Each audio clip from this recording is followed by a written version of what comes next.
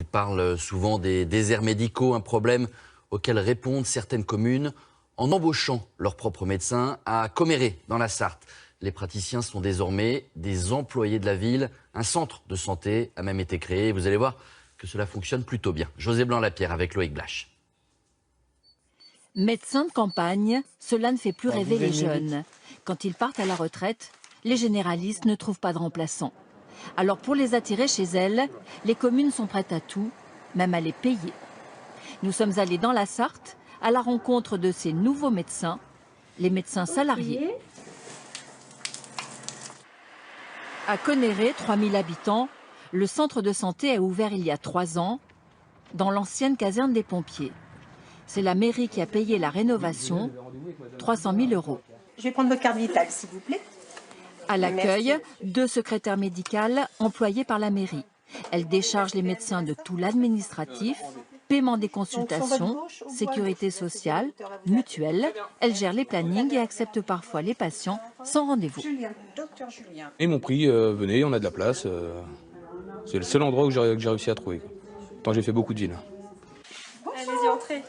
Le docteur Anne-Charlotte Julien, 28 ans, exerce ici depuis 1 an. Est-ce que vous avez pris quelque chose pour la douleur? Elle aussi est payée par la mairie, environ 4 000 € par mois. Et comme tout salarié, elle est aux 35 heures. Elle peut bénéficier d'un congé maternité, ce qui n'est pas le cas en libéral. Pour elle, ce statut, ça change tout. Personnellement, j'ai choisi d'avoir une meilleure qualité de vie plutôt que d'avoir un meilleur salaire. Mais certainement qu'effectivement, un libéral qui voit à peu près le même nombre de patients, qui travaille à peu près sur la même durée, gagne un petit peu plus, mais va avoir tout cet administratif à gérer à côté, le week-end, parce que j'en connais qui font de l'administratif le week-end, et moi, je n'ai pas ça à faire. Et je peux vous dire que c'est vraiment du bonheur. Aux côtés des 3 généralistes, le centre compte aussi 2 cabinets de chirurgiens dentistes.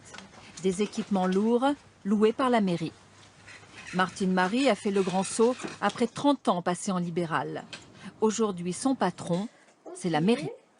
Bon, bah écoutez, c'est très bien, il n'y a pas de carie, tout va bien. Je prends moins de décisions, bien sûr. Au niveau décisionnel, j'ai moins de responsabilités. Enfin, ceci dit, je reste maître des soins. C'est-à-dire que je suis chirurgien dentiste. C'est moi qui décide des soins à donner aux patients. Mais comment la mairie fait-elle pour s'offrir un centre de santé municipal? Comme elle est l'employeur et qu'elle paye les médecins, c'est elle qui perçoit directement les honoraires et les remboursements de la sécurité sociale. D'après la gestionnaire municipale, les comptes sont équilibrés. Dans notre compte d'exploitation de l'année 2015, nous avons des recettes, bien entendu, honoraires, des consultations qui avoisinent les 600 000 €. Et bien entendu, comme nous sommes à l'équilibre, nos dépenses avoisinent les 600 000 €. 600 000 € de dépenses en 2015, répartis en salaire pour les 10 employés du centre, 70 %, et en location de matériel, 30 %.